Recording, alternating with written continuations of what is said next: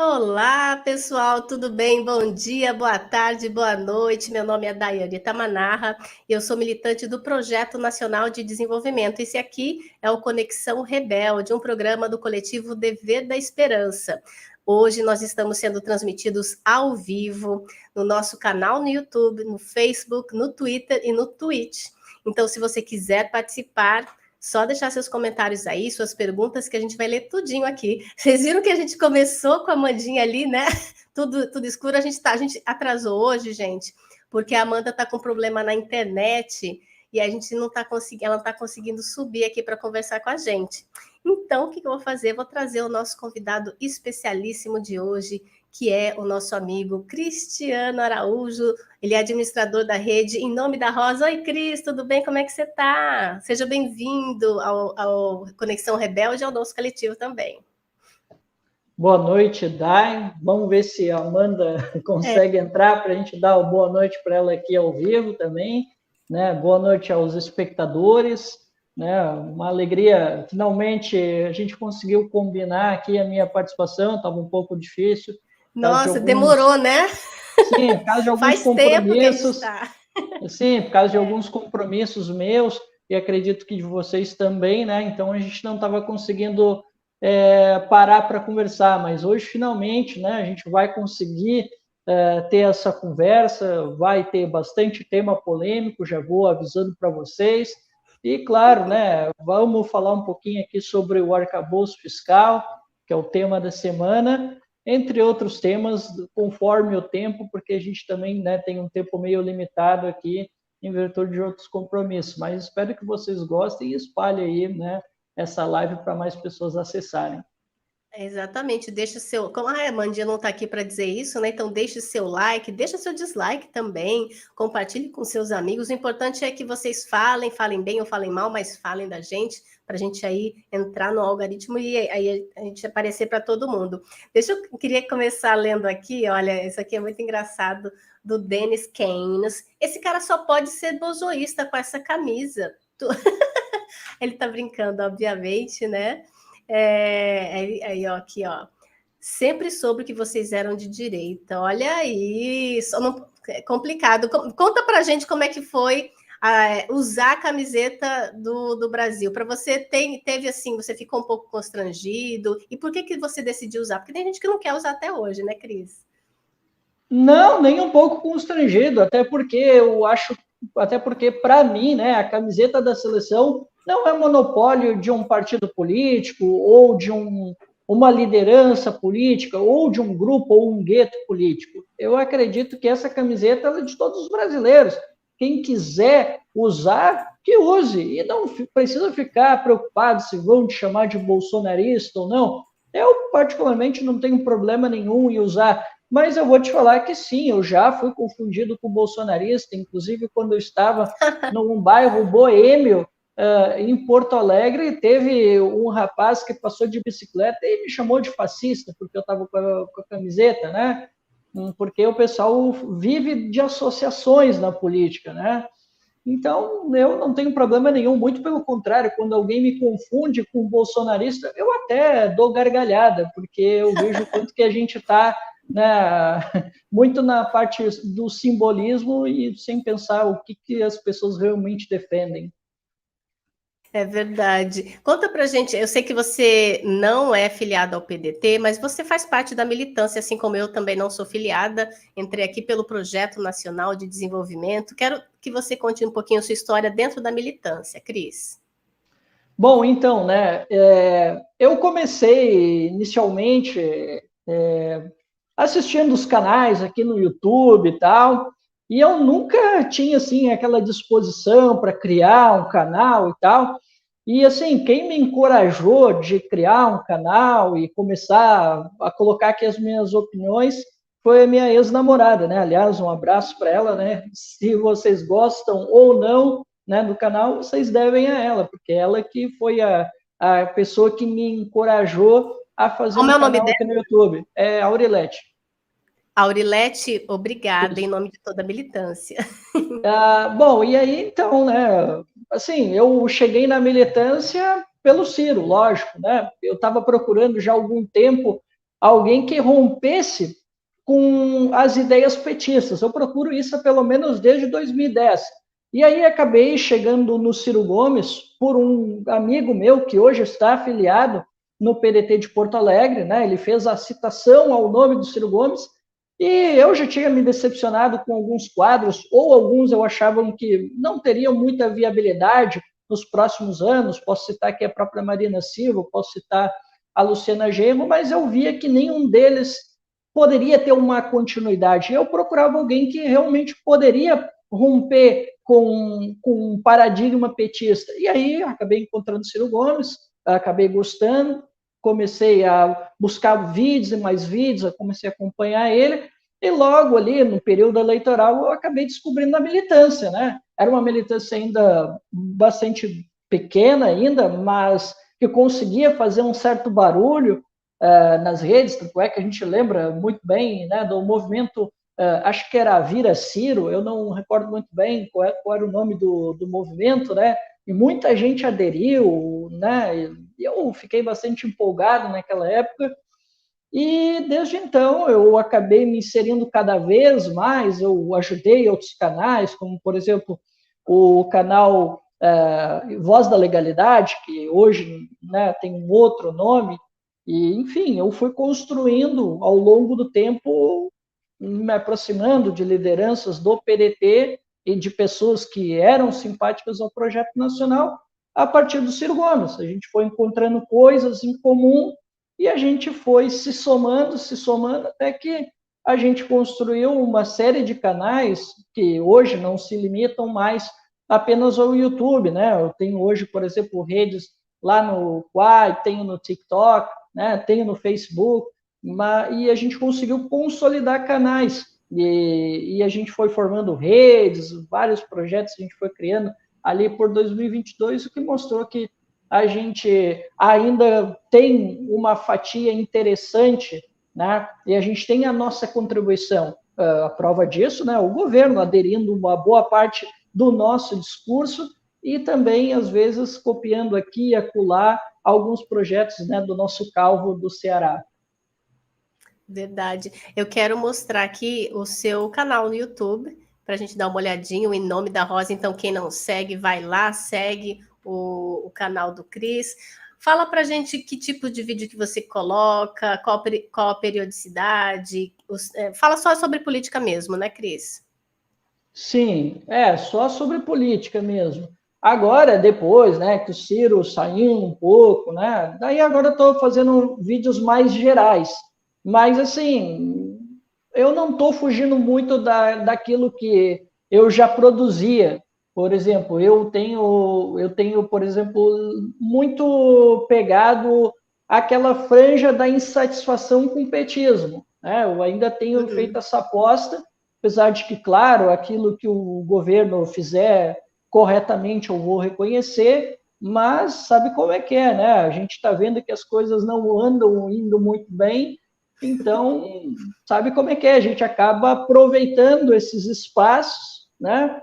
E como tu viu ali, né, os primeiros vídeos, eu já comecei a lançar esse ano alguns reacts, comecei a colocar também algumas lives de um outro projeto que eu faço parte, que é o TV Jovens Cronistas. Lá eu criei um outro espaço, que é o Espaço Trabalhista, que vem dando um resultado muito bom. Eu tenho pegado visualizações muito boas, e eu tenho visto que até o próprio projeto, né, o pessoal está gostando bastante da repercussão que está dando lá na TV Jovens Cronistas, e eu estou tentando migrar, né, um pouco daquilo que eu faço na TV Jovens Cronistas para o canal também.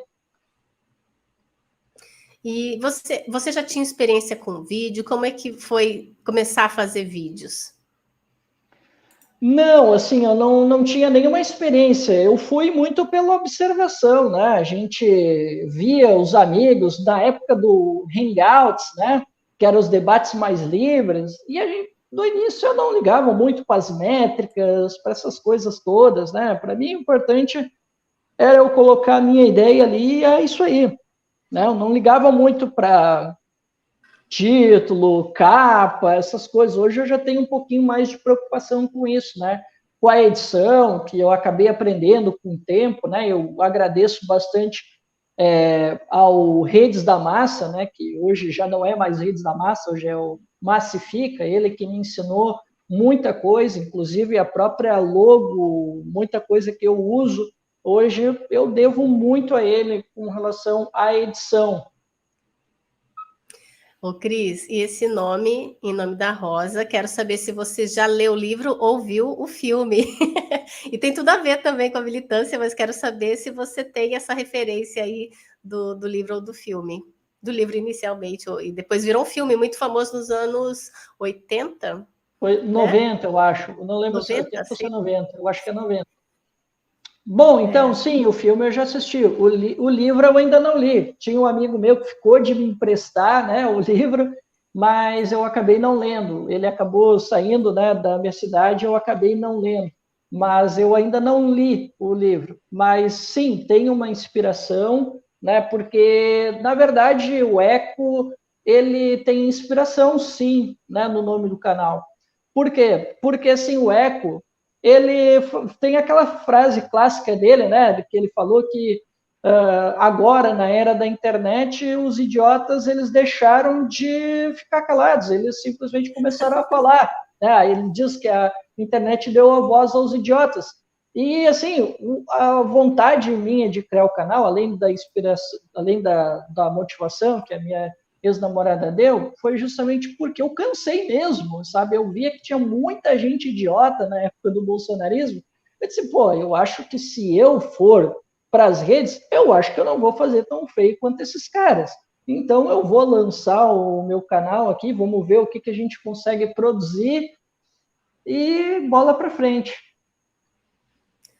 Cris, e você nunca pensou em se filiar ao PDT ou se filiar a algum outro partido? Você tão envolvido com política, né? Fala um pouquinho dessa sua relação com partidos políticos. Bom, então, assim, eu sempre evitei bastante partidos políticos, tá? Mas, assim, Por já quê? Por houve o quê? convite. Sei lá, eu não me sinto ainda envolvido, sabe? Para eu participar de um partido político, né?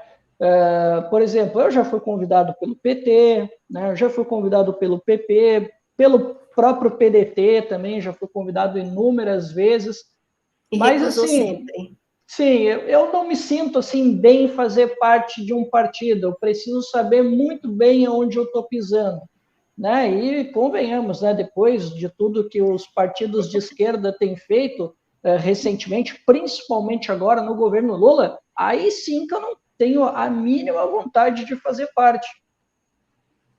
E você, bom, eu acho que a gente pode começar a conversar um pouquinho sobre os acontecimentos da semana, falando justamente de um deles que deixou todo mundo chocado, né? Vou colocar aqui para a gente dar uma olhadinha.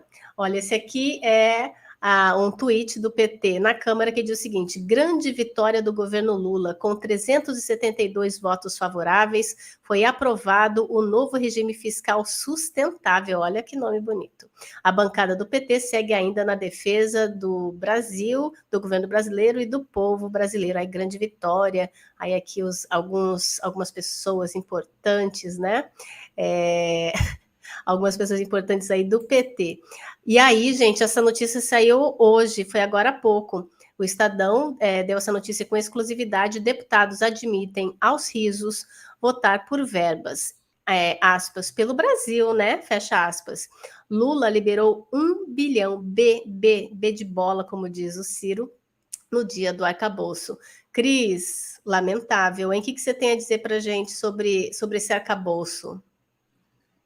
Eu devo dizer que eu fiquei surpreso quando eu vi o governo discutindo uma proposta fiscal. Eu jamais ia imaginar que um governo autorreferido de esquerda, com menos de 100 dias, ia colocar na mesa uma proposta de um regime fiscal. Eu jamais imaginei que nós teríamos uma proposta de austeridade. Quando eu vi o Haddad num evento internacional, acho que foi em Davos, eu não recordo muito bem, que ele disse que ele ia buscar uma âncora fiscal, né, pautada pelo FMI, ali eu já fiquei bastante preocupado. Mas eu pensei, de repente, vai que, né, me preocupou, mas eu pensei que a gente não ia tão longe. Mas eu estava redondamente enganado, a gente foi longe demais. Longe demais. A gente estava com uma proposta que foi apresentada em um PowerPoint que já me preocupou. Inclusive, nós fizemos uma live lá na TV Jovens Cronistas e eu fiquei bastante preocupado em ver, né, aquele esquema de a gente ter ali uma limitação dos gastos, né, de primeiro 70%, depois 50%, e mais as bandas cambiais, né, que seria ali, né, tu poder gastar apenas 0,6 ou 2,5, né? E eu digo, pô, num cenário que a gente está numa pindaíba desgraçada, que a gente está com baixo crescimento, tivemos uma época perdida. É sério que a esquerda está me propondo austeridade fiscal? Eu já fiquei assim, né? Indignado. Aí eu lembro que eu falei com um amigo do Amazonas, o Ivan, que nos acompanhou nessa discussão, eu disse, Ivan, e o pior de tudo é que o Lula e o Haddad, eles são tão irresponsáveis que eles vão deixar essa discussão correr frouxa, essa proposta vai chegar no Congresso e vai piorar, porque essa é a possibilidade. E foi exatamente o que aconteceu. A gente viu aquilo que já era ruim piorar, né? O governo Lula conseguiu fazer aquilo que nem o Bolsonaro e nem o Temer tiveram coragem de fazer, que foi deixar entrar, né, o subsídio, né, do pessoal da enfermagem, né, e o Fundeb. Eu jamais imaginei que isso ia acontecer. E também tem um recurso ali também para o Distrito Federal, que, pô, é uma fonte de financiamento importante para o DF e que o governo Lula nada fez para impedir, né? E aí eu fiquei assim, pô, eu não estou acreditando que que um governo de esquerda está fazendo isso. E aí, daí, para a gente finalizar, quando eu vi que o governo Lula estava começando a distribuir verbas, distribuir cargos lá na Codevasf, né, que o Ciro, inclusive, fez a denúncia. Exatamente. Né, para atender os interesses do Centrão. E aí, o Lula me coloca emendas parlamentares no valor aí de mais de 1 bilhão para aprovar essa porcaria desse marco fiscal. Aí eu digo, não, pelo amor de Deus. Eu sei que muita gente pode até ficar chateada comigo, que pertence aos partidos políticos, mas, para mim, depois que votaram esse marco fiscal, com o governo Lula silenciando o próprio partido, pedindo para os partidos de esquerda não votarem os destaques e ficar comprando base parlamentar, como nós vimos aí, né, os deputados do Centrão, inclusive, tirando sarro, aquilo ali, para mim, foi a morte da esquerda. Tá? Para mim, já entraram no caixão, é só jogar a terra, né, que é quando realmente for votado, porque agora foi o texto base, né, e aí vai para o Senado, aí se tiver alterações, volta para a Câmara e até ir à sanção presidencial. Cris, eu tenho aqui um vídeo do Haddad falando sobre o arcabouço fiscal, a gente vai ouvir, e aí eu quero que você comente um pouquinho também.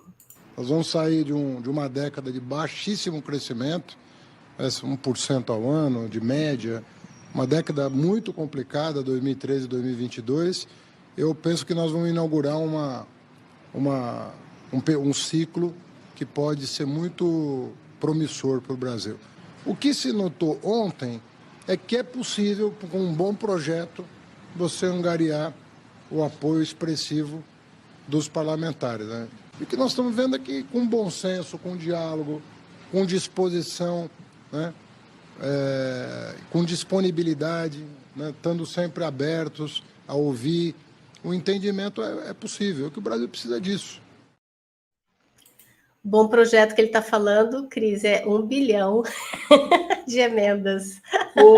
O Dai, lembra daquela fala do Ciro, quando o Ciro dizia dos 6 meses imperiais que o presidente da República tinha. Tu lembra disso? O Ciro sempre reforçava, né, que ele queria propor um conjunto de medidas em 6 meses para que ele pudesse, né, ganhar uma certa legitimidade. Ele dá um caminho para aquilo que ele queria construir para o Brasil.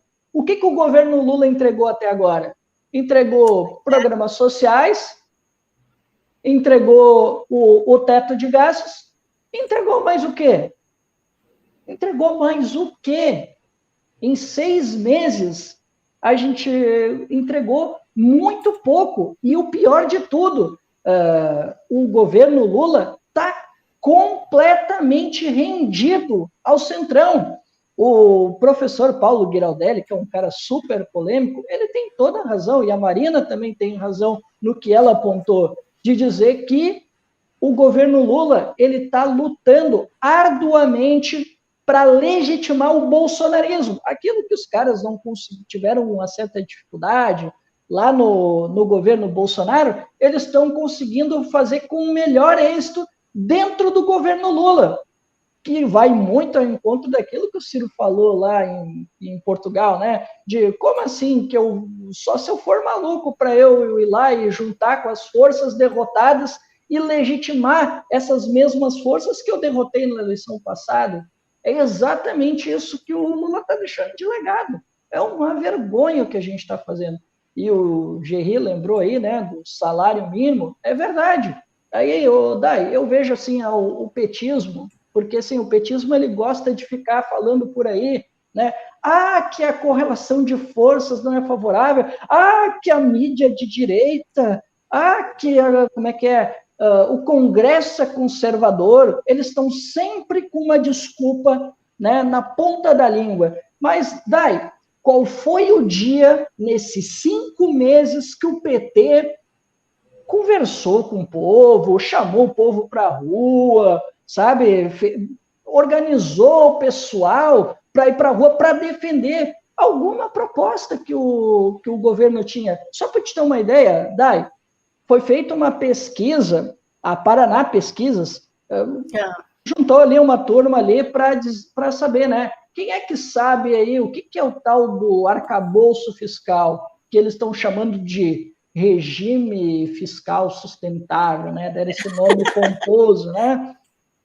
Daí, 5% sabiam do que se tratava, o resto ninguém sabia. Absurdo, então, quer dizer, o governo Lula, além de entreguista, de um governo de rendição nacional, é um governo totalmente despolitizante, porque em momento algum ele foi conversar com o povo, em momento algum ele consertou essa porcaria dessa articulação, né, que é um dos graves problemas. Eu vejo o pessoal falando que o governo Lula tem muitos problemas na comunicação, mas não é só isso. O grande problema do governo Lula é a articulação. E aí eu quero voltar para o meu ponto, que é isso aí. O governo Lula simplesmente não tenta mudar a correlação de forças, porque muitas vezes, Dai, e a gente tem experiências internacionais, é a rua que às vezes muda a correlação de forças. O Chile é um exemplo disso.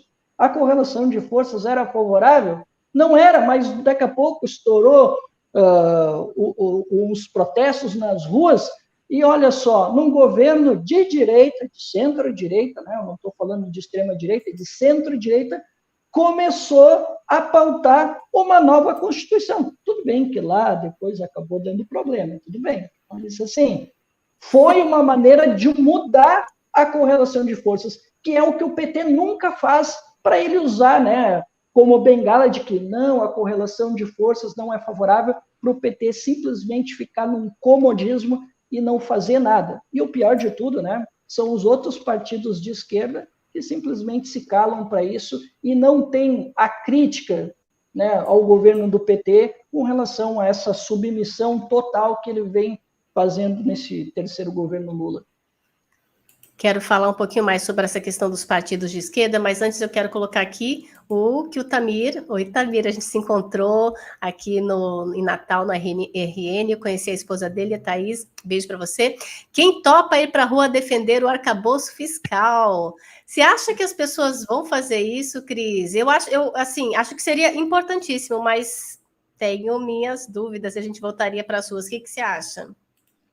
Assim, vamos então, já que o Tamiro fez a provocação aí, né, numa boa, mas assim, não é o arcabouço fiscal, eu estou falando de pautas voltadas para o povo, aquilo que o PT, pelo menos, né, na teoria, defende, tá? É sobre essas pautas que o PT deveria estar mobilizando. Sobre o arcabouço fiscal, pô, tá de sacanagem, né? Não dá, né? Mas, assim, vamos voltar ao ponto, né? Então, assim, a gente não viu em momento algum o PT esclarecendo aquilo que queria fazer. O PT simplesmente o que tem feito? O PT ele tem negociado no varejo, né, como ele sempre fez, e ele está achando que está lá em 2003, 2010, e basta dialogar com os diferentes. E o PT não percebeu que hoje o Congresso não é o mesmo de 2013, 2010. Hoje o Congresso é muito poderoso. Hoje o Arthur Lira, ele é praticamente um primeiro-ministro não oficial. O Congresso está muito poderoso, tendo em vista o que a gente viu que aconteceu aí com o Ministério do Meio Ambiente e o Ministério dos Povos Originários, no qual houve ali uma desavença e o Congresso simplesmente negociou com o governo e a gente viu o desmonte, né, de 2 ministérios. E é aquilo que eu digo, né? O Lula ele sempre vai tentar conciliar com aquelas pessoas que ele não gosta ou que não gostam dele, enfim, né? E os companheiros que entendam, ou passem pano, ou façam o que acharem melhor. Você tinha comentado aí sobre os partidos de esquerda, então vamos dar uma olhadinha aqui como é que votaram os partidos de esquerda na votação do arcabouço. O PSOL votou 100% contra o arcabouço fiscal, e olha aí o PDT, gente, o PDT votou totalmente a favor. Isso aí foi um banho de água gelada em toda a militância, todo mundo aí que milita pelo Projeto Nacional de Desenvolvimento. E aí aconteceu isso. Olha, aí a gente volta para os bastidores, quando a Amandinha entrou e estava instável, eu falei, Amandinha, você foi salva pela sua internet, porque hoje ia ter treta aqui, hein? E aí, como é que se explica tudo isso? O PDT virou puxadinho do PT? Olha, é até difícil falar, né? Porque foi uma vergonha essa votação, uma vergonha, porque a gente viu o PDT não só votando a proposta, né? Todo mundo votando junto com o PT, mas a gente viu que ninguém além da rede PSOL e rede, né? Ninguém, só a Federação Rede PSOL, que fez um único destaque. E mesmo que ela tenha feito algum destaque para tentar, né, conter danos, né, que é aquilo que a gente ficou falando, né, o governo Bolsonaro todo. Agora, daí, nem isso a esquerda fez. Nem isso. Nem isso. Não, o Painho, o Lula disse assim, o negócio é o seguinte, PT, eu não quero que ninguém faça destaques da proposta, ela tem que ir integral. E o PDT obedeceu bovinamente, o PSB obedeceu bovinamente. Os únicos que foram, né, contrários, que tentaram colocar ainda algum destaque, foi apenas a Federação Rede PSOL. E mesmo assim, eles conseguiram apenas 20 votos.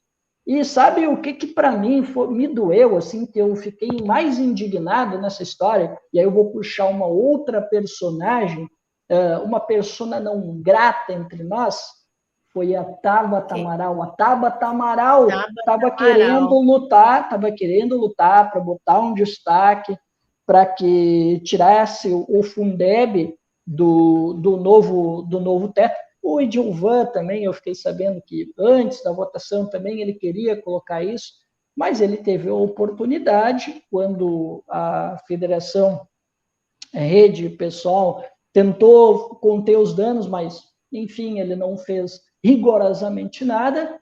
E aí a gente viu a Tabata Amaral pautando algo que seria muito importante, né? Que era retirar o Fundeb, que a esquerda comemorou, né? Que a esquerda comemorou lá no governo Bolsonaro, o governo anti-ciência, o governo negacionista, segundo a esquerda, né? E que a esquerda comemorou porque finalmente a gente venceu os embates ideológicos, porque a gente teve, né, uma pessoa ligada à centro-direita, né, que era a professora Dorinha, acho que era esse o nome dela, não me recordo agora. Mas ela, isso, né? Ela é da centro-direita, ela foi a relatora e os deputados de direita ajudaram a aprovar o Fundeb. E aí a esquerda, né, deixa que o relator, né, o Cláudio Cajado, coloque o Fundeb, que a esquerda comemorou, que conquistou o novo Fundeb, dentro da regra fiscal. E não faz nenhum destaque para tirar, nem para conter danos a esquerda se prestou.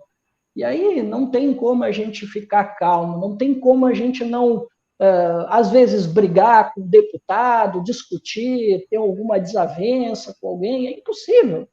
Diante da... Sabe? É inqualificável o que a esquerda fez. Essa que é a verdade. A gente vai continuar falando um pouquinho sobre isso, mas antes eu vou dar um pequeno intervalinho para os nossos comerciais. Olha que bonito o nosso comercial aqui. Chegou esse negócio aqui para mim da internet. Recebidos.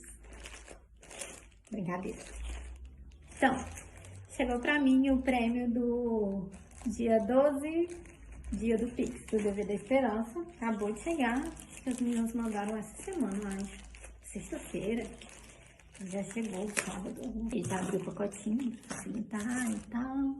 E aí chegou aqui para mim esta camiseta do Ciro Gomes, Tagino Circos, por Ciro Gomes, Dever da Esperança, o nome do canal. Eu adorei, gratidão, Dever da Esperança, e é isso aí, gente, contribuam.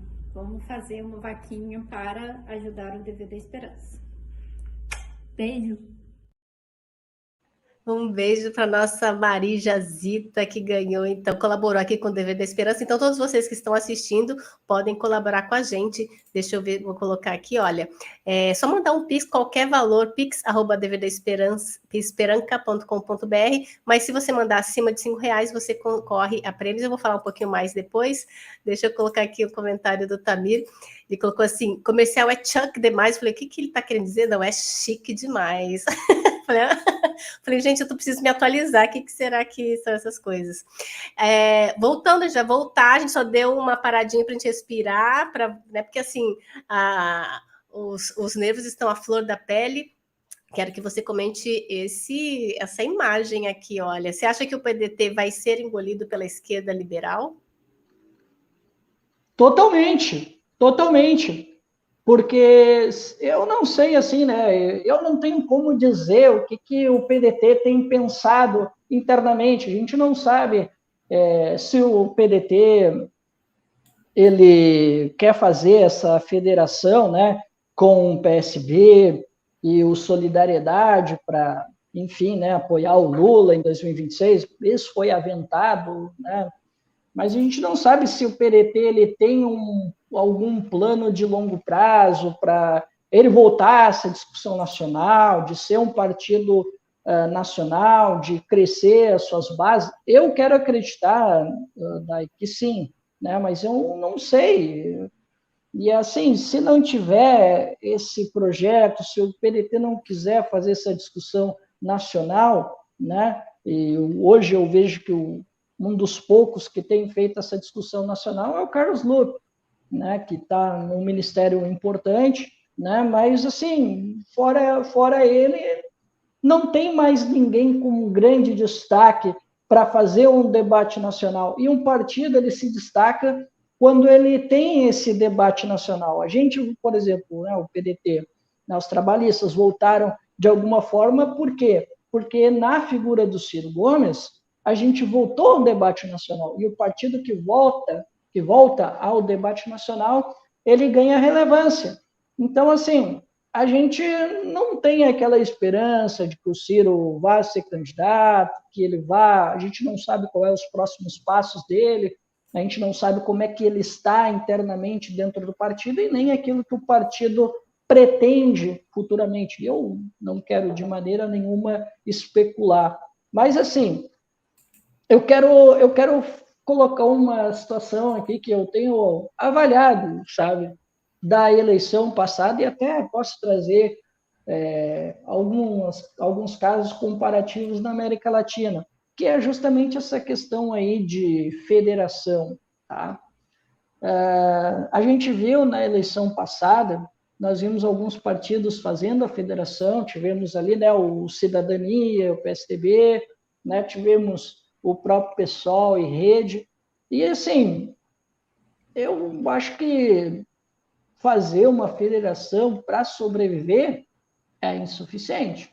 Se não tiver alguma coisa para além da sobrevivência e de formar uma bancada maior, o que eu acho que é importante, porque os partidos precisam aumentar suas bancadas, senão a gente não vai conseguir mudar essa correlação de forças, né?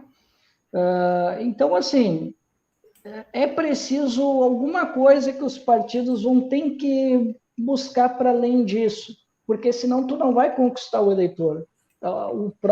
As próprias duas federações que eu citei foi esse caso, né? A rede pessoal, PSDB, Cidadania, fizeram menos deputados do que o PDT sozinho, né? Individualmente, né?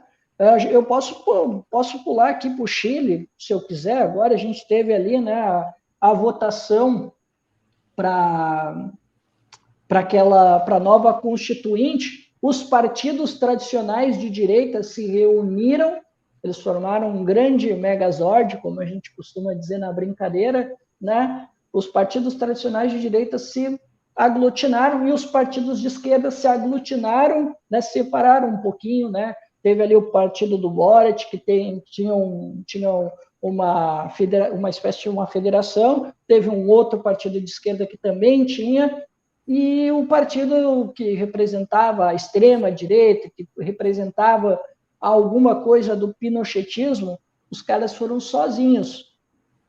E esse partido sozinho deu um laço nos partidos tradicionais do Chile. Só para te ter uma ideia, Dai, o deputado Luiz Silva, ele sozinho fez 700 mil votos para ser um dos conselheiros, né, da nova Constituinte do Chile.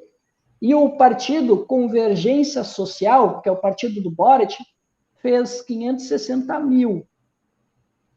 Para te ter uma ideia. Então, quer dizer, se juntar apenas para sobreviver ou para tentar buscar se fortalecer, mas sem uma ideia clara, eu acho que não vai.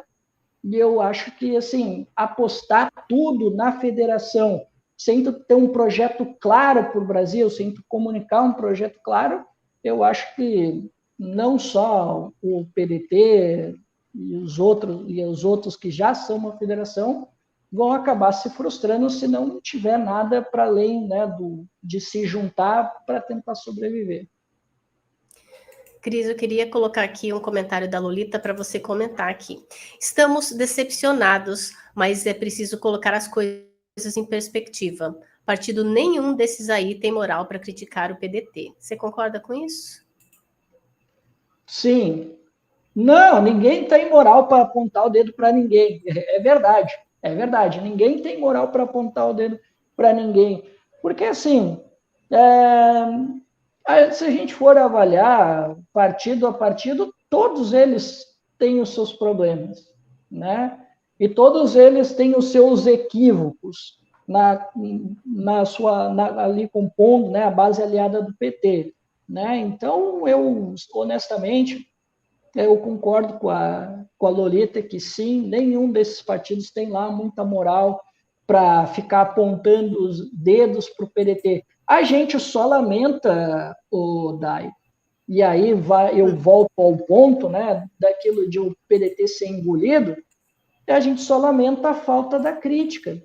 Né? O pessoal, bem ou mal, fez uma crítica aqui no arcabouço fiscal. Eu acho que ele vai ficar calado o resto do mandato, tá? Do Lula. Ele fez uma crítica ali, acolá, agora com relação a essa questão dos ministérios, mas, olha, na minha avaliação, acho que os partidos, né, para tentar sobreviver e por esse medo de bolsonarismo aí, que os partidos de esquerda ficam alimentando, não é à toa que tem muitos canais de esquerda que ficam o dia todo pautando Bolsonaro, eu acredito que os partidos de esquerda vão se acomodar com o tempo, porque precisam ser...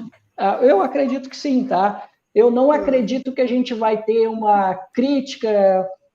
eu não estou falando de crítica interna, tá? Crítica interna pode até existir, mas ninguém vai saber, né? Mas a gente quer saber da crítica realmente indo para o público, a gente sabendo o que os partidos estão pensando.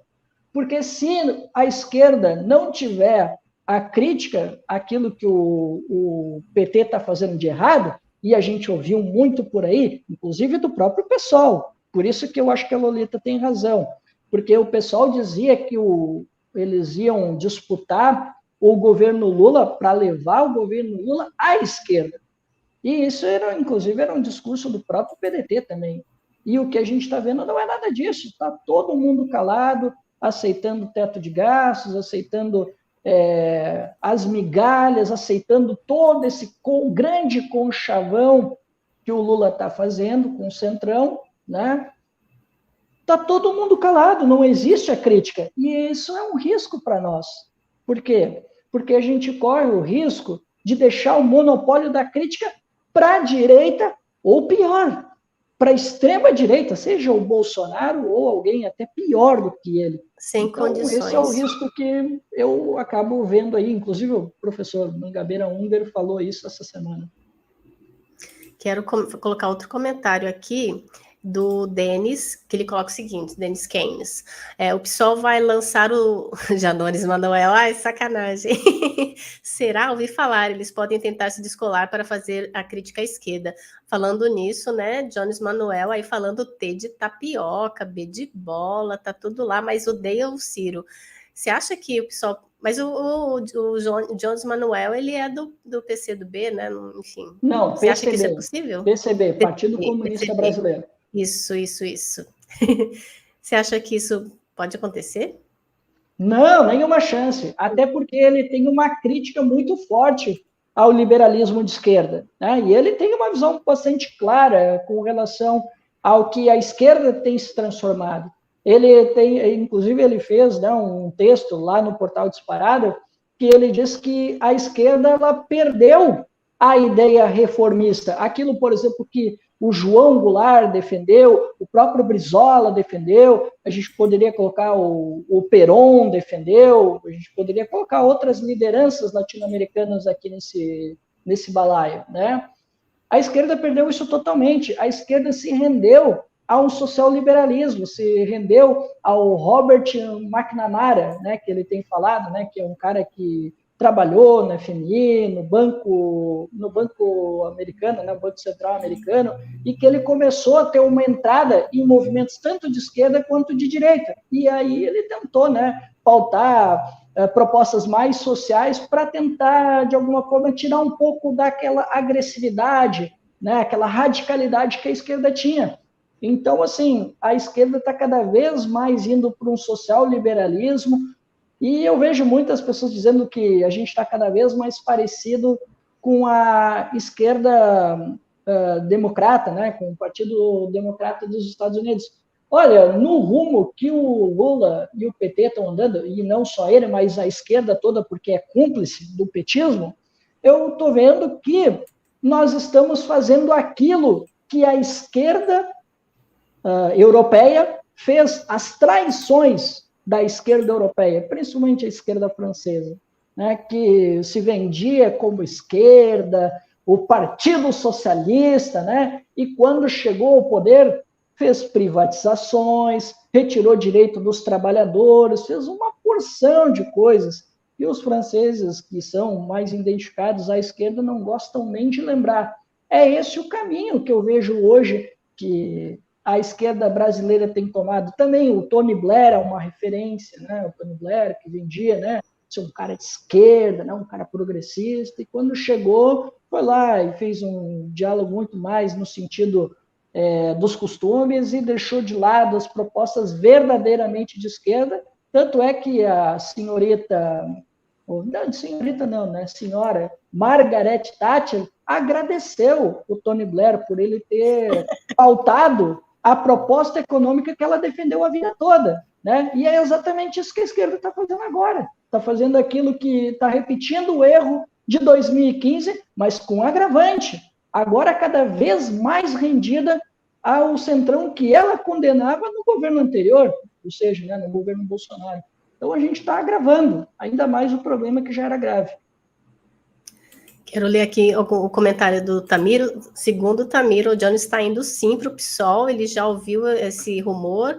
O Pepe 31, Janones Manuel, o russo, o pernambucano, o Denis também falou, olha, então tá ouvindo sim que tá rolando, e o Bernardo lembrou uma coisa importantíssima, eu até falo baixo aqui, daí ele vai arrumar problema em casa criticando o Jones ao vivo. Eu não sei se você sabe, Cris, o meu marido adora o Jones Manuel, então aqui a gente discute bastante a respeito disso.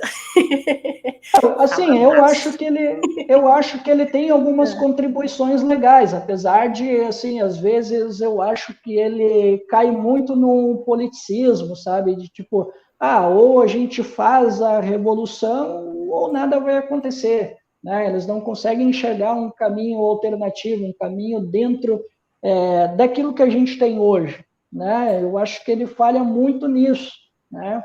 Mas, assim, é um cara que eu tenho um respeito, eu acho que ele perdeu um pouco, assim, das interdições que ele tinha antes, sabe? Ele hoje, por exemplo, já reconhece muito daquilo que o trabalhismo fez, de outras lideranças que não necessariamente são socialistas ou comunistas. Hoje, por exemplo, a gente vê ele emulando muito do nosso discurso, né, que a gente levou para a campanha. Então, assim, claro que a gente sabe que ele tem ali uma ideia de angariar, né, os descontentes com o trabalhismo, a gente percebe que existe essa ideia por parte dele, mas, assim, que bom que eu estou vendo que ele tá com algumas ideias mais legais e ele tem feito críticas à esquerda, na minha opinião, agora muito mais maduras do que, sei lá, uns 4 anos. Com certeza. Quero colocar aqui para a gente voltar um pouquinho, lembrar de Cirão, vamos colocar isso aqui, olha, um tweet do Cirão, lá de 6 de julho de 2022. Eu sou diferente, quero mudar o modelo econômico que Lula e Bolsonaro querem manter. Quero mudar o modelo de governança política que Lula e Bolsonaro se venderam. Pode anotar, está se produzindo o maior estelionato eleitoral do Brasil, isso vai acabar destruindo nossa nação. Certeiro, certeiro, certeiro. Hora de colocar o nosso banner. Ciro avisou. E aí, ó, tem mais um aqui, olha, na Metrópolis, no dia 2 de fevereiro de 2021, Ciro Gomes sobre a vitória de Arthur Lira. Se pariu um outro Eduardo Cunha. Vamos colocar de novo? Ciro avisou. Ciro sabe tudo, né? Incrível. Eu diria que ele já está pior. Eu diria que o Arthur Lira ele é muito pior e muito mais poderoso hoje que o Eduardo Cunha. Olha, eu não esperava que a gente teria um homem tão poderoso como esse Arthur Lira. Porque, assim, era impressionante a capacidade do Eduardo Cunha, né, de negociar, de simplesmente tirar alguma coisa da cartola e convencer todo mundo. Mas o Arthur Lira, ele conseguiu conquistar esse protagonismo, ele conseguiu, né, concluir o projeto da independência do legislativo do executivo. Né? Ele foi o cara que concluiu. Acredito, assim, na minha leitura, quem começou esse processo foi o Eduardo Cunha. Aí chegou aquele cara do MDB, lá do Rio de Janeiro, como é que é o nome dele? Rodrigo Maia, né? O Rodrigo Maia, ele aprimorou, ele conseguiu aprimorar um pouco daquilo que o Eduardo Cunha já fazia, só que ele era muito mais concessivo na minha avaliação, tá? Agora o Eduardo Lira, não, desculpa, o Eduardo Lira, o Arthur Lira, confundi, né? Eduardo Cunha com Arthur Lira. Mas o Lira, ele é um cara muito mais autoritário, né? Ele tem um perfil nesse sentido, ele é parecido com o Eduardo Cunha, né? E ele está concluindo o projeto. Tanto é que a gente viu, né, no governo Bolsonaro, eles querendo discutir um semipresidencialismo, né, que aliás, a gente foi um tema de debate lá na TV Jovens Cronistas, que a gente só não oficializou, mas hoje a gente está caminhando por aí, porque o Congresso está muito poderoso e o Lula não se deu conta disso. Aproveitava colocar aqui, olha, um meme que saiu hoje nas redes sociais. A culpa é do Arthur Lira, não olhe para o Lula, né? O Lula é inocente. Aí a Lolita ri aqui, né? L de Lira. Eu gostei do Rui, que colocou o seguinte: os brasileiros não sabiam, mas fizeram L de Lira. Lamentável. Já que a gente estava falando também um pouquinho do Ciro Gomes voltou à cena, a ser notícia essa semana por esta notícia aqui, olha, vou colocar para vocês, saiu na Folha de São Paulo. Ciro tem condenações em série e enfrenta até fila de credores. Essa que foi o título, né, falando então que o Ciro está aí cheio de processos, tem que pagar um monte de coisa. Aí lá dentro da matéria fala o seguinte, olha, na lista dos que ingressaram na justiça alegando terem sido ofendidos pelo pedetista, estão os ex-presidentes da República, Fernando Collor de Mello, Fernando Henrique Cardoso, Michel Temer e Jair Bolsonaro, além de políticos como José Serra, Eunício Oliveira, Damares Alves, Ricardo Salles, Eduardo Cunha, João Dória e Valdemar Costa Neto. Que beleza!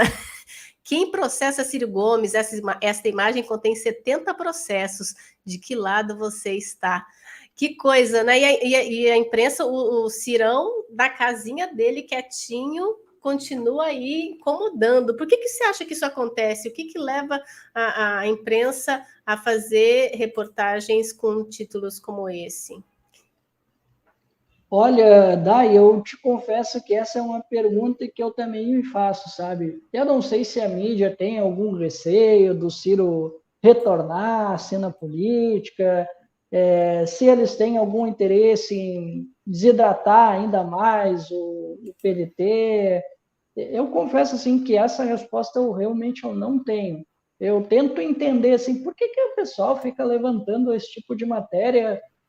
Simplesmente para quê, cara? É simplesmente para pisar em cima? Eu não consigo entender. Realmente, assim, eu confesso que eu não consigo entender por que a mídia fica pegando essas matérias para dar essa imagem para o Ciro, né? Eu confesso que eu tenho dificuldade de entender. É o 3% mais perigoso do Brasil, né? As pessoas realmente não querem saber de Ciro Gomes. A gente tem um monte de assunto ainda para falar e nosso tempo já está se esgotando, então vamos lá falar rapidinho. Vocês ficaram sabendo, né? Hoje o Alckmin anunciou que o nosso carro popular vai ter um desconto de 10,76%, se eu não me engano. Mas olha que beleza, como é que vai ser o carro popular. Ele deverá descartar o básico. Não vai ter ar, não vai ter vidros, travas e espelhos elétricos. Estou pensando aqui um carro sem vidro. Como assim? Gente, Cris, o pessoal está sem dinheiro para comprar comida. Uhum. Complicado. Como é que vai comprar o carro popular? O que você acha desse carro popular? Você acha que vai ser uma boa para recuperar essa popularidade do governo? Dai, de novo, eu até entendo que o Lula ele está querendo fazer uma média com o povão, porque o povão, assim, vamos ser honestos, né? O povão quer consumir. E tu conseguir dar um poder de consumo para ele, isso satisfaz o povão, isso dá uma popularidade. E, assim, o carro ele ainda é um sonho para muitos brasileiros, né? E também temos um setor, né, que está passando por dificuldade já há um bom tempo, a exemplo aí da Hyundai em Piracicaba, que teve aí casos de greves, né, que tiveram que, greves não, perdão, tiveram de fazer férias coletivas, né, porque realmente, assim, não, a capacidade está ociosa, né, então, assim, tá muito difícil esse setor, né? Tanto é que o Brasil acabou perdendo posições, para você ter uma ideia. Na época do Lula, né, na época do boom econômico do Brasil, a gente chegou a ser o quarto país, né, na produção de carros e tal, né? O Brasil tinha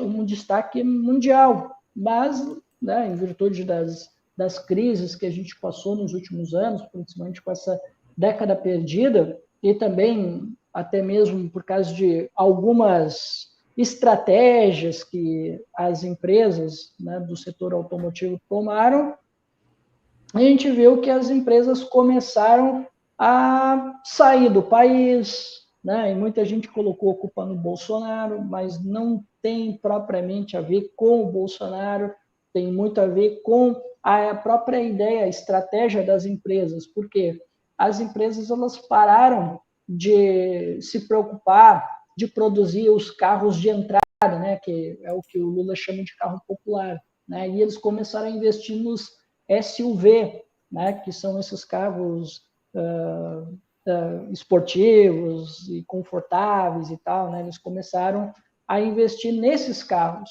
né, porque eles viam que esses carros eles tinham um retorno muito bom para as montadoras. Então, eles começaram a investir tudo em SUV. Tanto é que teve empresas que saíram daqui do Brasil e foram para o Uruguai, foram para a Argentina, para produzir esses veículos, os SUVs. E assim, Dai, hoje o perfil dos veículos no Brasil já mudou. Né? Para ter uma ideia, em 2012, governo Dilma, os carros populares eles representavam 31%, né, das vendas no Brasil, enquanto o SUV representava apenas 8,8%, certo? Hoje, 2023, a gente teve uma mudança no perfil. Hoje, os carros populares, né, os veículos de entrada, como chamam, eles representam apenas 9% das vendas no Brasil, enquanto que o SUV já passou de mais de 45%. Então, quer dizer, o SUV ele conseguiu ganhar um grande destaque. E assim, também tem algumas adaptações, tem avanço da tecnologia, né?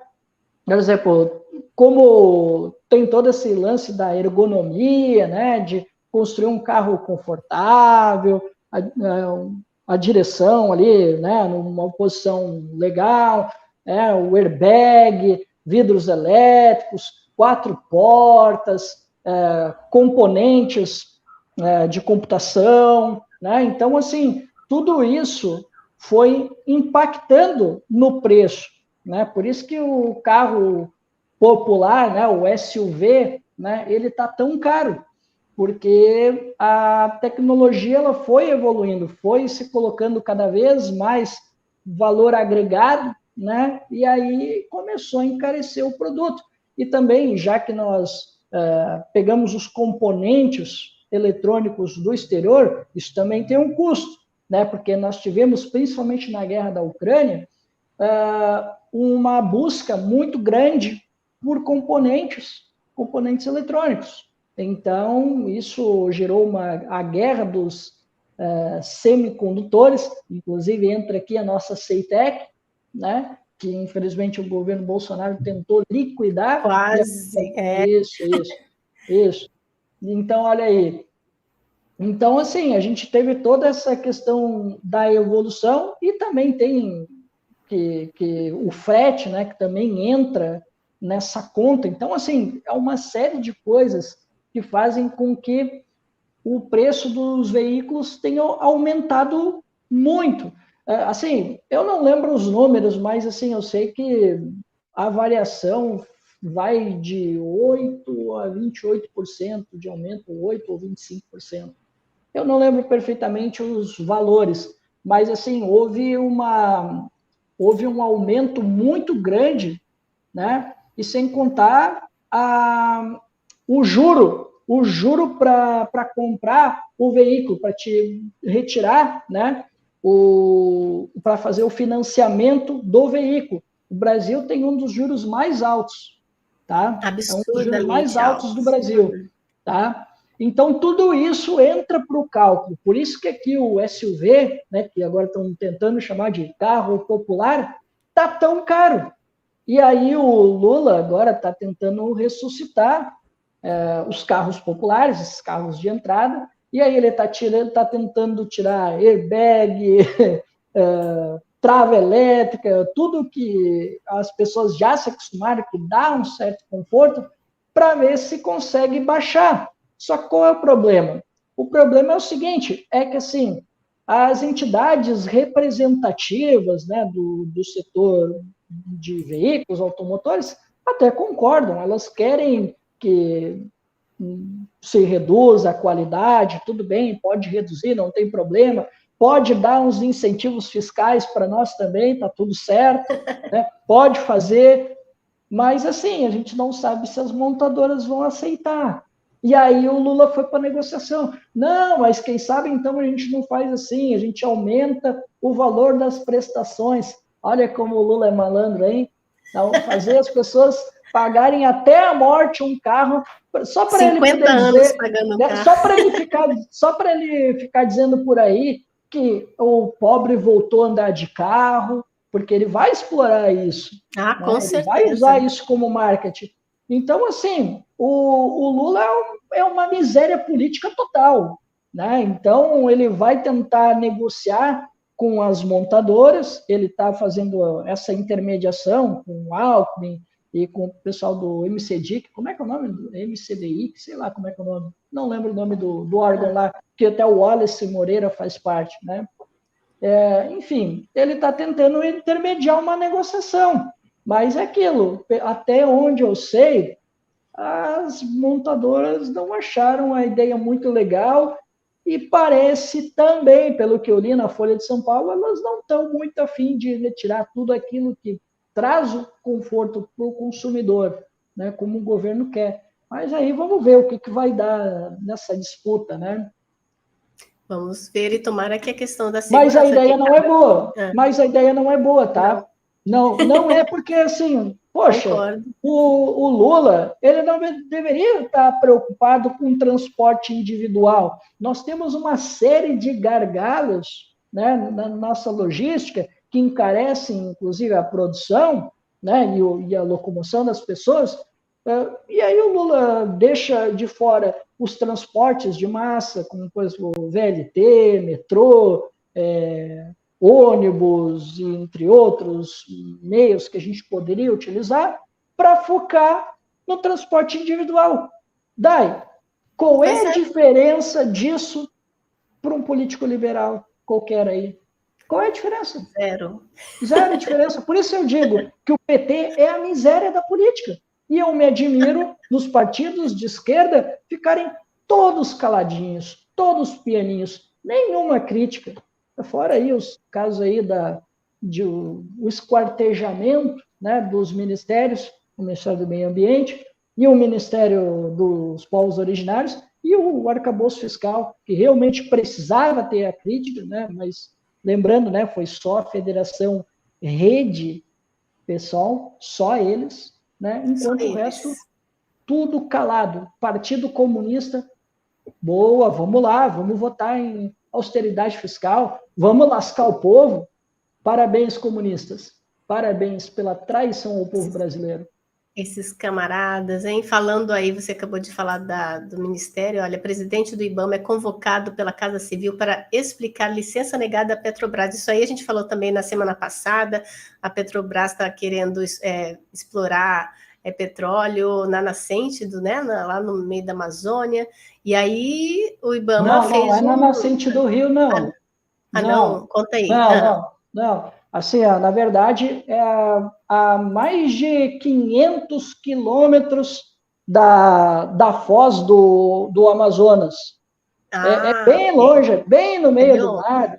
Não, é bem longe do mar. Não tem nada a ver. Eu já estava achando que era ali na foz do negócio. Eu falei, meu senhor. Mas enfim. Não é. Mas o IBAMA disse que não pode fazer, e aí chamou lá, né, o presidente, e o presidente do IBAMA vai ter que conversar. Marina está em maus lençóis, né, com esse problema aí do ministério dela sendo aí desempoderado. Tenho aqui um vídeo da Marina, vamos ouvir a Marina falando um pouquinho sobre isso? Vamos lá. Nós temos aqui uma informação altamente relevante, uma decisão do governo do presidente Lula, de que, a respeito pelos processos técnicos, as políticas públicas com base em evidência, o cumprimento da legislação, é um instrumento altamente importante esse da avaliação ambiental estratégica. Esse é o primeiro ponto. E a segunda questão, o relatório que foi feito pelo relator em relação às competências dos ministérios e dos órgãos de gestão do governo federal, está em debate no Congresso Nacional. Há um parecer do relator. E, obviamente, que estamos todos trabalhando para manter as competências do Ministério do Meio Ambiente, do Ministério dos Povos Indígenas e aquilo que o governo como um todo decidiu fazer quando do decreto do presidente Lula, a medida provisória do presidente Lula, restabelecendo as competências do Ministério do Meio Ambiente em relação à permanência do Serviço Florestal no Ministério do Meio Ambiente, da Agência Nacional de Águas no Ministério do Meio Ambiente, a Política Nacional de Resíduos Sólidos no Ministério do Meio Ambiente. Qualquer tentativa de desmontar o Sistema Nacional de Meio Ambiente brasileiro é um desserviço à sociedade brasileira, é um desserviço ao Estado brasileiro, e isso pode criar gravíssimos prejuízos aos interesses econômicos, sociais e ambientais do nosso país. Então, com todo respeito ao Congresso Nacional, à autonomia que ele tem, vamos para o debate, para o convencimento com os senhores parlamentares de que isso não ajuda o Brasil, nem a agricultura brasileira, nem o desenvolvimento econômico do Brasil, em absolutamente nada. Cris, você acha que ela vai sair vencedora dessa batalha? Não. Inclusive, eu falei ontem lá no programa que eu participo, na TV Jovens Cronistas, eu acredito que a Marina vai sair do governo. Ela não vai aguentar pressão. Não, eu acredito que não. Eu dou aí um prazo entre 3 a 6 meses, ela vai pedir o boneco. Porque, assim, eu já tinha falado ontem, inclusive, lá na TV Jovens Cronistas, que eu estava participando sobre esse tema, né? E eu estava dizendo assim, olha, Cláudio, já está começando a haver um movimento por parte do Congresso Nacional para fatiar o meio ambiente, né? Já estava acontecendo. Antes daquela votação de ontem à noite, esse movimento já estava acontecendo. Eu estava antenado. E eu falei isso ao vivo para o Cláudio. E aí, eu disse assim, Cláudio, a retaliação não vai parar por aí. O governo Lula vai se vingar, cara. Esse pessoal do Centrão, que o Lula se aliou, o Lula vai trair a Marina Silva e vai trair mais outras pessoas, porque o Lula, como eu disse anteriormente, aos inimigos, a compaixão, a eterna compaixão, o diálogo e tudo mais. Aos aliados, eles que entendam, passem pano se necessário, né? E eu não estava errado. Realmente, o Lula começou a esquartejar o Ministério do Meio Ambiente, coisa que nem o Bolsonaro fez. É verdade que o Bolsonaro desarticulou. O que o Bolsonaro fez com o IBAMA, com o ICMBio, entre outras instituições que cuidam do meio ambiente, foi criminoso. Foi realmente comprometedor. Mas a gente não pode aliviar para o Lula agora, porque o que o Lula fez foi irresponsabilidade. Nem o Bolsonaro fez esse fatiamento para atender os aliados políticos dentro da pasta do meio ambiente. É verdade, Bolsonaro fez outras coisas também muito graves, né? Só que a gente está contando um Bolsonaro de 4 anos, e nós estamos contando um Lula de 5 meses. né? Essa é uma grande diferença que a gente tem que colocar em perspectiva de um governo que dizia que ia cuidar do meio ambiente, que dizia que ia cuidar dos nossos indígenas, que disse que ia voltar o Brasil a voltar ao normal, que ele ia voltar a conversar com todo mundo e a enterrar de vez esse imbróglio, né, com os países do exterior que estavam fazendo bloqueios aqui no Brasil em razão da irresponsabilidade que o Bolsonaro estava permitindo. Pois o seu Lula está permitindo a irresponsabilidade também, para atender a essas bases parlamentares para ter um apoio. E aí, ontem tivemos essa votação que desarticulou o Ministério dos Povos Originários, que desarticulou também o Ministério do Meio Ambiente, e eu disse, olha, Cláudio, eu acho que sim, o Lula não vai aceitar isso aí, porque a gente já tem ali, não é só o Lula, é o Ministério das Minas e Energia, e tem o Padilha, né, que também não concorda. Então, assim, eles vão fritar a Marina, e é isso aí, cara, e ela vai ter que entender. E foi exatamente isso o que aconteceu ontem à noite. E daí disseram que a Marina hoje, né, dobrou a aposta com o governo Lula e tal. E olha, eu acho que não vai acabar bem isso, e tudo tende a acabar muito mal para a Marina. E a Sônia Guajajara, mesmo pisando em ovos, né, ela disse que se sentiu traída pelo Lula. Pois é, Sônia Guajajara, aguenta, né? E assim, o orçamento desses ministérios, eu não sei qual é o orçamento do meio ambiente, mas a gente sabe que o dos povos originários não é muito grande, e essa é uma crítica que, inclusive, eu tenho, e o Tamir, que está aqui com a gente também, tem, né? Não adianta, às vezes, tu criar uma série de ministérios para atender pautas específicas, se o orçamento não é alto e se não tem pessoas que possam executar políticas públicas. Porque, assim, daí, senão a gente está colocando pessoas que são qualificadas, mas às vezes ela não vai ter uma política pública para apresentar para o Brasil, para um grupo específico, enfim. Por exemplo, o professor Silvio de Almeida. Ninguém duvida que ele é um cara muito qualificado. Mas, assim, alguém já fez um exame do que ele fez até o momento com relação aos direitos humanos? Até o momento, o que a gente tem percebido? Ele é um bom vendedor de discursos. Mas é isso. Onde é que está a política pública? Qual foi a grande política pública que ele elaborou ou apresentou nos direitos humanos até agora? Tudo bem, pode ser que ele apresentou e eu não vi, né? Também eu não vou ficar aqui querendo dizer que eu estou certo, porque eu não vi, é porque não existe. Pode ser que exista, mas ainda não me foi apresentado. E o pior, isso não foi comunicado. E se não foi comunicado, isso também é de responsabilidade do governo. Com certeza. Cris, a gente já estourou o tempo, eu quero só saber se a gente pode continuar um pouquinho mais. Eu queria falar ainda 2 assuntos com você. Tudo bem? Pode ser?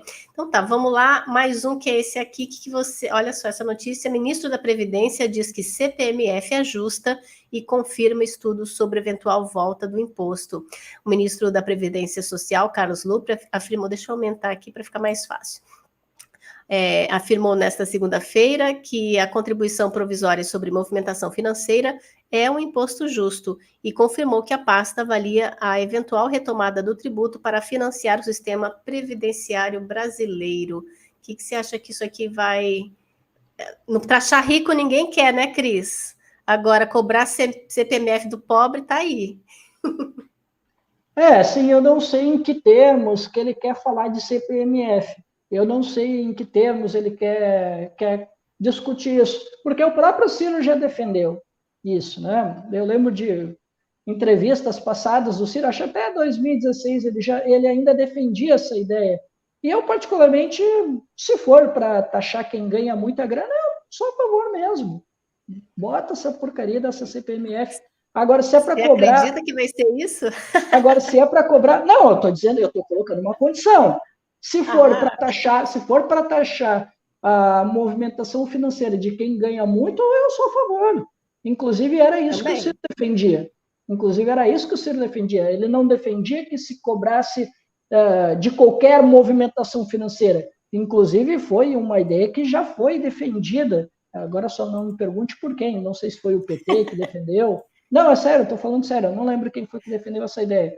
Mas, assim, se for para qualquer movimentação financeira, sou contra. Agora, se for para cobrar de quem ganha muito, eu sou a favor. Assim como, por exemplo, agora o pessoal aí vai me chamar de extrema-direita, mas está tudo certo. Por exemplo, esse negócio aí da foz do Amazonas, eu sou a favor mesmo que se explore. Sou olha a favor aí, mesmo. francamente, essa camisa, olha aí. Essa mas, camiseta assim, né? aí fazendo feito. Mas assim, mas com responsabilidade. Conversem legal, a Petrobras apresenta as garantias de que vai conseguir proteger a área e tudo certo, né? Desde que haja um acordo que o meio ambiente entenda que é preciso explorar aquela região para a gente não entregar para outra pessoa, né? Porque a gente tem ali empresas transnacionais que exploram ali perto, no Suriname, na Guiana francesa, na Guiana inglesa. Então, assim, eu defendo, sim, que se explore, né, o petróleo, mas com responsabilidade, nada de sair atropelando e sem os devidos cuidados com o meio ambiente também. Olha o Tamir aí, o patriota do caminhão foi identificado.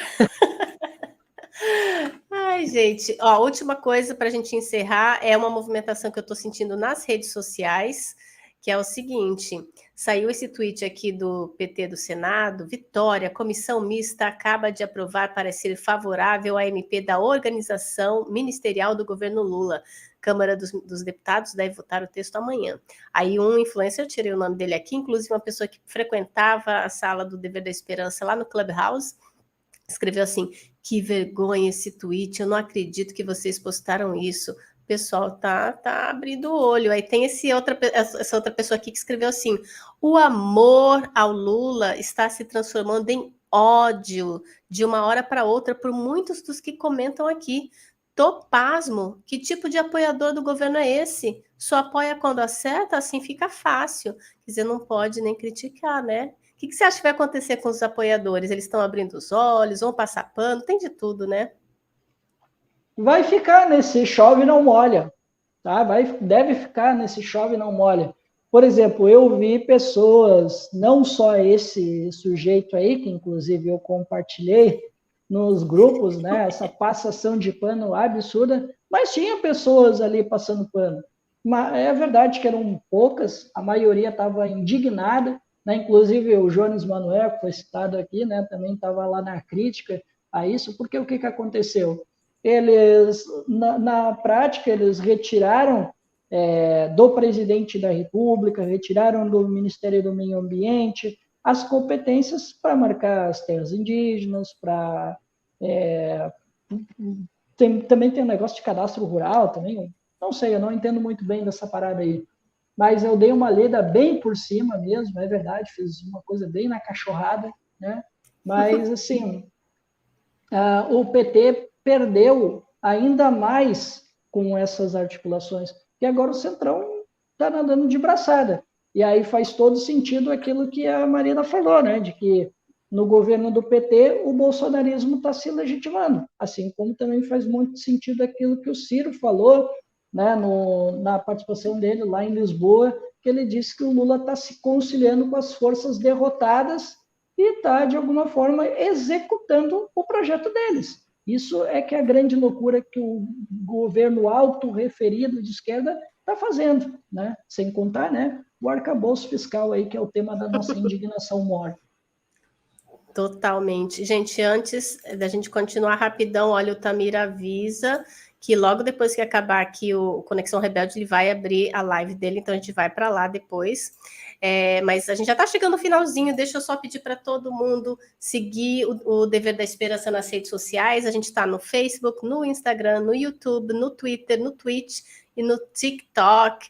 Também quem quiser colaborar com a gente, olha, a gente tem esse Pix, pix@deverdaesperanca.com.br. Você pode enviar qualquer quantia, mas se você enviar acima de R$5, você concorre a sorteios semanais. O próximo vai ser no dia 15 de junho. Nós vamos sortear a caneca do Dever da Esperança. Eu tenho a caneca aqui. Esse livro aqui, olha, do Norberto Bobbio, Direita e Esquerda. Vamos aprender, então, Clássico. sobre isso. E clássico. E a gente, obviamente, vai sortear também o livro do Ciro Gomes, Projeto Nacional, O Dever da Esperança. Eu ia mostrar para vocês o nosso site hoje, mas o nosso site ele está em manutenção, o site não está funcionando. Cris, as suas despedidas aqui para todo mundo que está assistindo a gente. Bom, então, né, eu agradeço o pessoal aí que me aguentou até agora, e assim, eu devo comemorar bastante agora, porque finalmente eu consegui ser um pouquinho mais sucinto, porque geralmente eu não sou, eu sou bastante prolixo, então, assim, eu tô feliz que eu não consegui ser tão prolixo, consegui ser um pouquinho mais objetivo, e no mais, ótimo. Pessoal, obrigado por ter me aturado aqui, espero que vocês espalhem aí para a gente conseguir fazer uma quantidade de visualizações legal, que vocês engajem, porque o Dever merece, né? Porque é um canal que tem lutado aqui já há um bom tempo e ele merece todo o nosso reconhecimento por tudo que tem feito e que provavelmente vai continuar contribuindo aqui por muito tempo. Obrigada, Cris. Quero finalizar convidando todos vocês para participar, para assistir o Com a Palavra na terça-feira, vai ser na terça-feira, às 10 horas da manhã, porque a gente vai conversar com o eurodeputado Francisco Guerreiro, todos nós conhecemos, e lá então tem esse horário de diferença, vai ser pela manhã, então espalhem aí, tá? A gente vai estar conversando com ele na terça-feira, às 10 horas da manhã, e com essa imagem a gente vai encerrar o Conexão Rebelde hoje. Rapidamente, eu esqueci de falar aqui, olha, vamos seguir também o Em Nome da Rosa nas redes sociais, tá, gente? Sigam o Em Nome da Rosa nas redes sociais, que tá tudo por aí. Em que redes você tá, Cris? O Em Nome da Rosa está? Tô no YouTube, lógico, né? No Quai, no TikTok e no Twitter. São as redes que eu tenho mais atuação. Maravilha. Então tá. Então, olha aí, terça-feira com a palavra com o Francisco Guerreiro. E é isso, gente. Um beijo para vocês. A gente se vê na próxima quinta-feira. Tchau, tchau. Vamos lá então para a live do Tamir. Beijão. Tchau.